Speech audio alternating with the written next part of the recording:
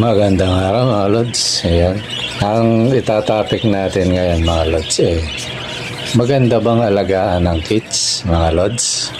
Let it, bang, bang.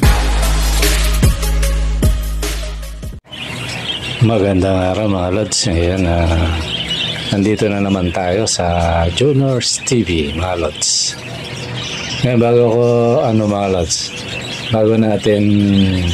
tayo pumunta sa ating topic, punta muna tayo sa entry natin mga Lods. Sali na kayo mga idol para maibola na natin agad to. Sa 100 nyo, meron na kayong 4 na entry.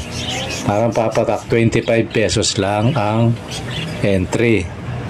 Ngayon, ang mapapanalunan 3 pares mga Lods. Siguro ibibigay ko may spangle, yan, may dominant, may possible opaline, meron din, di ba, no? Tapos may possible din, may normal, yan. Ganyan yung pag sinuwerte kayo, baka magbigay ako ng bawasan ko yung natin, Crimino Red Eye, yan.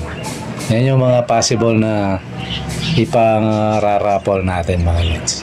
Tapos, kung mapuno natin to, may plus 1 pair na libre mga Lods. Rarapol natin libre, walang entry mga idol. Kaya mga Lods, sali na kayo mga idol. Kasi kapag nakita nyo naman to, manghinayang kayo. Ayan. Totally, si Lods Arnold nanalo na yun, pero tayo sumali sa uli. Kasi magaganda yung mga kits natin mga idol. Okay, punta na tayo sa ating topic, Lods. Medyo pasensya na kayo kasi nangangati yung lalamunan ko. Kinakat ko lang to pero ubo ako ng ubo mga Lods. Okay mga Lods, ito yung natin, yung ating topic ngayon. Maganda ba talagang alagaan ang parakeets? Yan. Kumbaga, i-compare sa ibang ibon, di ba, no? Although, naman yan? Totally, targeting ko agad. Depende lang kasi yan sa atin. So, ngayon, kaya ako naisipan na i-topic tong maganda bang alagaan ng parakeets. Yan. Para ito sa mga UB. Para may idea sila. Kasi ganito mga Lods. Ito hindi natin inaano yung mga African lovebirds kasi meron din ako niyan Pero hindi ko masyadong hindi ko sa pinaparami. Kasi na-focus ako sa kids. Sabi kasi ng iba, although totoo naman to mga Lods sabi nila, pag yung nag-alaga ka mo ng ibon, punta ka muna sa basic. Yan nga yung parakeets. Tapos sabi nila, pag bihasa ka na sa parakeets, tsaka ka ngayon pumunta sa African, yung gusto mag-alagang African. Tapos pag yung na sa African, papunta ka na sa mga medium bird. Kung mapera ka, papunta ka na sa mga big birds. Diba, no? Pero ito mga Lods, ito naman, yung version ko naman, yung para sa akin lang. Kasi ako dati sa totoo, nung hindi pa ako nag-alaga ng parakeets, napopokus ako sa sa African sa African lovebirds. Kaya lang ang karamihan na nagba-vlog, sabi nila, kagaya na napanood kong 5 taon na sa kanya yung ibon na yon. Pares sabi marami ng binuga pero napakailap pa rin. Sabi ko, klaseng ibon to? Yun. Nag-isip ako noon. Although, ang naman, kung i-handpid mo, babait naman yan. Kaya lang, handpid. Di ba, no? So, ngayon, kung sabi nga, punta ka muna sa basic. At saka ako sa totoo talaga, nung nanood naman ako sa mga parakeets, parang nakikita ko parang mas siya. Yung mas makulay yung yung African, pero mas mahal pa, di ba, no? Maraming mutation kasi din yan. Sakit naman, hindi naman kamahalan, pero parang mas napupukaw ako sa parakeets mga Lods. Kasi kagaya ng pinapanood kong foreigner na ano, ang views nga niyan, nasa 7 million yata yun. Mga kids niya. Ano mabait. Sabi ko, ito yung mga gusto kong alagaan. Yung nahawakan ko, nalalaro ko. Yun yung Kaya yun mga lods, na aalamin natin ngayon, wag tayong titingin sa presyo. Kasi may mahal na ibon Tumingin tayo yung kagaya ko, na ginawa ko siyang pet. Although, nakakapag-out tayo kasi marami na. Masarap siyang mga lods. Masarap siyang alagaan, sa totoo lang. Yung kaway-kaway dyan, yung may mga parakeets dyan, kung hindi totoo. Masarap siyang alagaan, mga lods. Unang-una, ang parakeets mga lods, kaya masarap siyang alagaan. Siya, mabait. I-compare mo sa ibang ibon. Diba, no? Yung ibang ibon kasi, kung di mo i-handfeed, wala Hindi, ang hirap pa amuin Pero yung yung kids, ako mga lods, yung nakita niya yung foreigner na pumunta rito, tinanong niya ako sabi niya, may handfeed ka ba? Sabi niya. Sabi ko, wala akong handfeed, sabi ko, pero mabait yan, tame yung ibon ko, sabi ko. Pero hindi lahat, sabi ko, yung isa, sabi ko, tinuro ko yung kulay blue. Ayun, sabi niya, pwede bang sabi niya, hawakan ko. Di, ayun, nung kinuha ko, nilagay ko sa kamay niya. Yun, tuwan-tuwa yung mga lods. Yung foreigner na pumunta rito sa bahay. First time kong sabi niya na dapuan ng ibon na maamo, sabi niya. Tuwan-tuwa siya. Totally yung video na yun Hindi ko lang kung nabura ko na kasi kapag tingnan ko ulit, pakikita ko sa inyo. Kaya lang, kamay lang ni Sancho yung pangalan kasi nung lods, Sancho. Kamay lang niya kasi siya yung nagka-camera Tsaka nakatayo yung camera. Kung baka isama ko rito sa na to, pakita ko sa inyo. So yun, siya, nakakatuwa silang alagaan mga lods, sa totoo lang. Kaya ang tema natin, maganda bang alagaan ng parakeets? Di ba, no? Kasi, para sa akin maganda siya mga lods Una-una, may nag-compare na dyan sa parakeets tsaka sa African Yung tiname niya parang hinanpid niya. Di-tame na, mapait na. Tapos yung parakeets, kinumpare niya, lang, parang yung ginagawa ko, hawak-hawak lang, hindi ko hinanpid. Nasanay lang sa hawak yung ibon. Ayun, mas mas mabait pa yung hindi handfeed kesa dun sa handfeed. Kasi yung handfeed, parang ang pagkasabi niya, na busy siya tapos medyo parang nasaglit-saglit na lang niyang na napapakain yata sa sirin. Sirin. Ano tawag doon? Yung ringgilya. Diba? Yung hindi ko lang tawag nun, mga lods Parang ringgilya, diba, no? Bandang huli daw, sabi niya, umilap uli Tapos, na siya. Parang minsan kumakagat na. Pero yung mga parakeets, mga alaga ko, although, depende lang siguro sa pag-handle. Yan, yung mga pupunta rito, pinapakita ko paghuli ko. Di ba? Ang common, kakagating ka. Napakita ko, hawa ko, di ako kinakagat. Shoutout yung mga, lahat ng nakapunta rito na nakita yon. Marami na nakakita, pati yung, pumupunta rito. Minsan, mga apo ko, ganyan tayo pahawak na, ganyan. Walang kagatan, mga lods, kasi sinanay ko yung ipon, 12 days pa lang, hinahawakan ko yung mga yan. Kukunin ko lahat yun. Tsaka isang paraan ko yun kung magbabago yung attitude ng hen. Kasi sabi nila, pag ginawa mo raw, hindi na niya susubukan. Sa case ko mga lods, hindi totoo yun Sa akin lang kasi depende siguro. Kasi wala naman ako ibang ganon. Gaya, nag-ayos ako ng mga kids, mga lods. Talagang inubos ko yung na-distract sila ng todo. Kung may mga ibon, sanay sa akin. May inakay. Although, medyo malalaki na yung mga inakay niya. Sabi ko, tingnan ko nga kung nilipat ko ng cage tapos nabulabog na. Talagang nabulabog kasi wala akong magawa, mga lods Pero umayat niya, nakita ko kanina, sinusubukan niya. Ang technique ko lang, binuksan ko yung ano, di ba may bukasan, may pinto. Binuksan ko para kasi baka malito siya dahil bago yung cage. Baka ano, hindi niya pasukin agad yung ano, yung butas. Eh nakatagilid pa naman yung ano, yung setup ko. Kaya ginawa ko, binuksan ko. Ayan, maya sinubukan niya mga lods eh. Kaya ano yun, sabi ko mabait talaga tong ibon na to. Kumbaga, i-compare mo sa ano, i-compare mo sa ibang mga ibon. Ano talaga, iba yung parakeets mga lods. Kaya para sa akin, magandang alagaan talaga yung parakeets. Baka lalo na, ano, yung hobby mo siya. Maliban na kung pang ninegosyo mo, hindi mo ma-appreciate yun kasi panay out yan eh. Pero ako naman, ganito mga lods. Ito para malaman din nyo din. Di ba na nag-out ako, tapos nagpaparapol, tapos maamo yung ano. Totally, nung una, nangihinayang ako doon.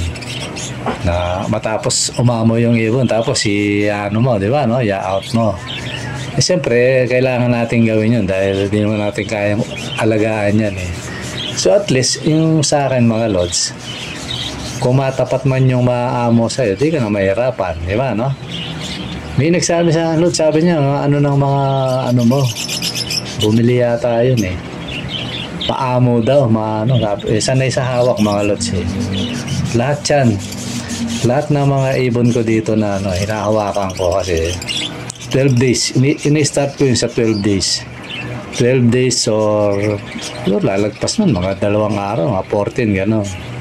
Minsan nga, ano lang eh. Bagay kasi pag 5 days kasi o 8 days wala pa yun eh.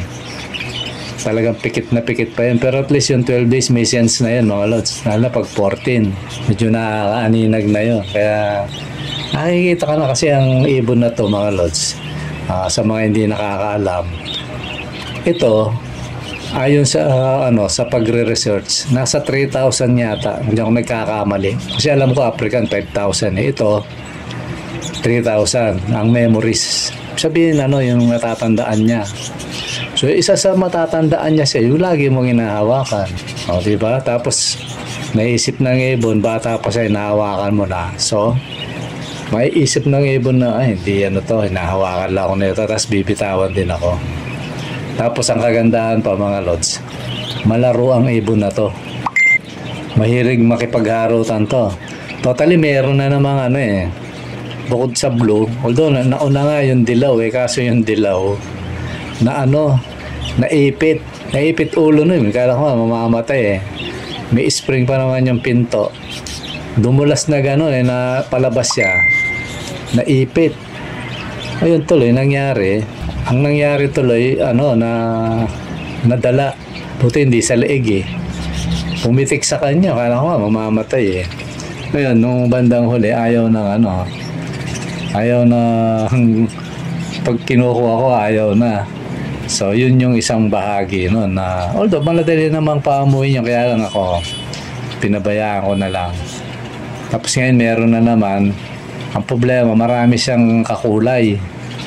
Yun, sumasampa na naman spangle ang laki pa naman mga lods, sumasampang gano'n kaya para sa akin masarap alagaan to, maganda siyang alagaan mga lods yung mga parakeets, lalo na kung kagaya nyo na ako na kahit bata ka pa, kasi tayo kanya-kanyang buhay, di ba kaya ako lods nasa na ako hindi na ako masyadong busy sa buhay kaya nakakapag-vlog na ako, hindi kagaya nung araw gusto ko mag-vlog wala akong ibig sabihin yung medyo mahaba na yung oras mo. Although kahit naman may trabaho mga lot, diskarte lang naman yan nahahawakan ko yung mga ibon ko kaya ang ibon ko malapit sa akin. Totally pag tumayo ako sa yung dyan sa aviary ko na maliit na yan, pag tumayo ako dyan nagkakagulo na yung ibong maga, kakagulo yan mga lots, kasi alam nila pakakainin ko sila. Yan ang isang number 1 na na natatandaan nila, lalo na yung pakain mo. Ako kasi mga lods, dahil hindi naman ako na masyadong busy, minsan patawag-tawag na lang. Ang pakain ko talaga dyan, alas 7:30. Minsan alas 7. Pinakatanghali na yung alas 8. Kasi dati alas 9, kaya lang pag nagpakain ako ng alas 9, pinaka-ideal sana alas 9. Kaya lang pag nagpakain alas 9, minsan hindi ko namamala, alas 12 na ako nakakababa. Nalilibang ako masyado mga lods. Kaya nabago yung rotation ko, alas 7. Lalo na ngayon naglalakad kami ng papel, kaya mas maaga pa nga ngayon eh. Although lang naman to, hindi naman lagi. Kasi naglalakad nga tayo ng papel nga dahil kukuha tayo ng passport mga lods, iba, no? Pero ang pinaka talaga alas 9. Kaya lang nabago nga, naging sa akin 7, 8, minsan 9. Basta hindi naman nalalayo mga lods. Alam ng ibon yun, natatandaan nila kung anong oras ka nagpapakain. Kaya yan, pag tumayo ako dyan, magkakagulo yan. Nakasabit lahat yan sa screen. Tapos lalo na pag yung paggugulayin ko, kaya yung damo, yung tinatawag kong damo dito mga lods, yung kagaya ng oregano, tinatawag ko na lang damo yan oregano. Minsan may pag kumapal yung talbos ng kamote, yan, tinatalbos ko yan na tinatalbos natin yan. Tapos halo-halo na yan oregano, talbos ng kamote. Yung lokbati ko, wala na gano'n na. Sa dami nila, yung dried week na, kaya wala na kayo. So mga kinakain nila ngayon, yung damo ng lemongrass, tanlad, mga lods. Ginugupit ko yun. Tapos pinapakain ko sa kanila. Parang rinorolyo ko muna bago ibigay sa kanila. Parang parang hindi rin mahulog. Yan, kagatan sila. Parang binubuhol ko. Yan, tapos bibigay ko. Yung kakatil, gustong-gusto yan, mga lods. Tsaka yung oregano, gusto ng kakatil yan. Kasi may kakatil din ako mga idol. Tapos pa yung nasa tas ko? Yun, yung Chinese violet. Yan na yung mga damo ngayon kasi malapit na yung summer. Ewan ko, hindi pa man din kakapalengke si Commander, kaya wala akong maitusok na yung talbos ng kamote para tumubo sana. Tsaka yung oregano, yung tawag nito, lukbati, yan yung mga lagi kong pinapakain nalipol na nila yung alokbati Ngayon yung lagi kong pinapakain, Chinese violet. Gustong gusto nila yun mga idol, lalo sa mga breeder. So yun mga lods, yun yung mga favorite na mga alaga natin. Kaya pag pinapakain mo yan, masarap silang pakainin mga lods.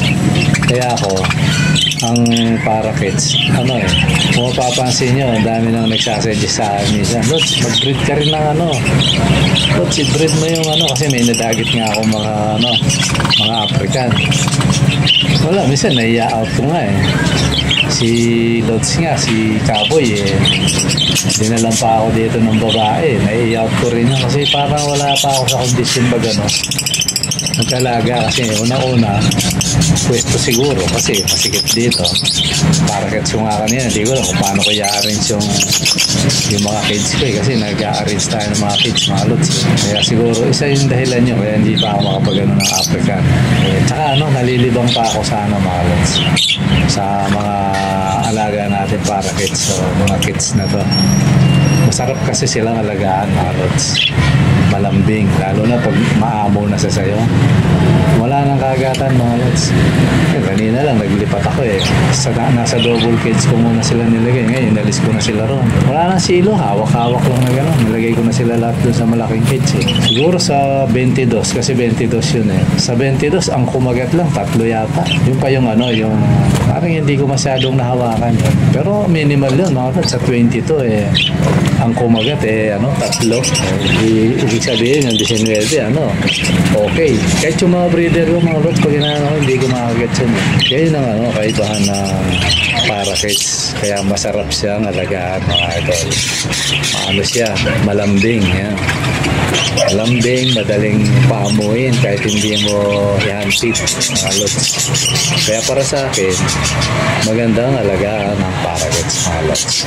Ngayon, kung para sa inyo rin, magandang alagaan yung parakeets, mga lods.